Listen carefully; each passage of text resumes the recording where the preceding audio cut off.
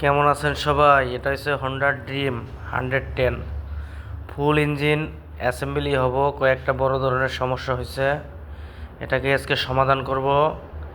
সবাই বেশি বেশি ফলো করুন, সাবস্ক্রাইব করুন, ভিডিওটা না টেনে সম্পূর্ণ দেখুন। সবচেয়ে আপডেট ভিডিও আমার এই পেজে পাবেন, তো দেখতেই থাকুন। এটা হচ্ছে ড্রিম 100-এর ইঞ্জিন। তো যারা বলেন ইঞ্জিন কীরকম থাকে তাদের জন্য এই ভিডিওটা দেখেন। ক্লাস প্লেট এই যে এই সাইড মোবিল পাম্পের, তারপরে এই যে এই সাইড হচ্ছে ম্যাগনেট সাইড যাইতেছি এখন। দেখেন